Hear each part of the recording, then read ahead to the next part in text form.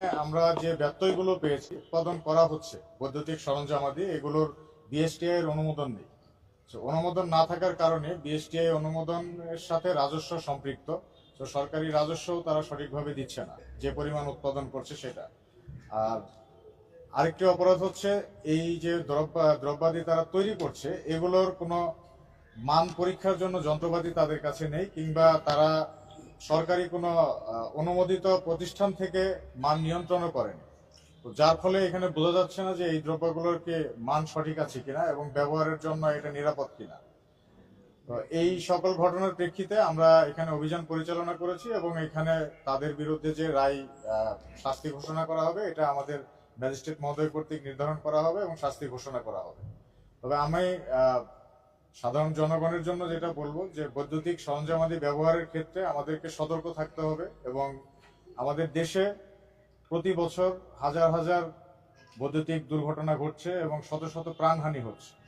এই প্রাণহানিগুলোকে আমরা সাধারণভাবে একটি দুর্ঘটনা, মৃত্যু বলেই আমরা মেনে নিচ্ছি, কিন্তু এই দুর্ঘটনার পেছনে কিন্তু এই নিম্নমানের বৈদ্যুতিক দ্রব্যাদি দায়ী, এবং দ্রব্যাদি নিজে দায়ী না, দ্রব্যাদি যারা প্রস্তুত করছে আসলে তারা দায়ী। সাধারণ জনগণকে অনুরোধ করব যে বড় ধরনের কোনো দুর্ঘটনা ঘটলে অবশ্যই এই সরঞ্জামাদি যেখান থেকে এনেছেন সেই কর্তৃপক্ষ সহ তাদেরকেও দায়ী করে মামলা করবেন এবং আমাদের এখানে রায় ঘোষণা করবেন আমাদের ম্যাজিস্ট্রেট মহোদয়। একটু বলবেন যে এই ভূপট্টিতে কিন্তু 1 মাস আগে অগ্নিকাণ্ডের একটা ঘটনা ঘটেছে শর্ট সার্কিট থেকে। এখন এখানে এই বিপুল পরিমাণ পণ্য কিন্তু এখনো মজুত করা রয়েছে। পরবর্তীতে আপনাদের স্টেপ কি থাকবে? এটা কি এভাবেই চলমান থাকবে নাকি এটার বিরুদ্ধে কোনো ব্যবস্থা গ্রহণ করা হবে? আচ্ছা, এটা প্রতিটা কাজের মধ্যে ভালো মন্দ দুইটা দিকই আছে।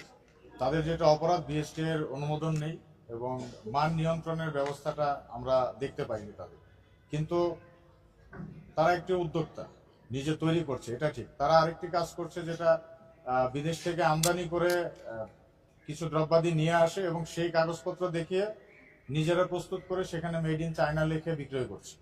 এটা একটি অপরাধ। তবে তারা নিজেরা তৈরি করছে জিনিসটা, তো এই উদ্যোক্তাকে একেবারে আমরা ধ্বংস করে দেওয়া বা থামিয়ে দিতে চাচ্ছি না।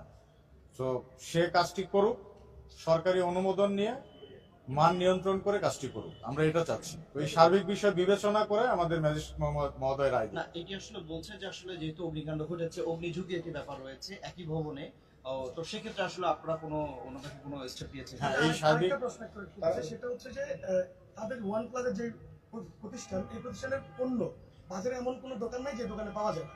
যেহেতু তাদের পণ্যগুলো এখনো পর্যন্ত মান পরীক্ষা করা হয়নি, সেক্ষেত্রে এই যে বাজারের পণ্যগুলো তারা ছড়িয়েছে, এটার জন্য তো তাদের আসলে কি করবে? হ্যাঁ, এই সমস্ত বিষয়গুলো বিবেচনা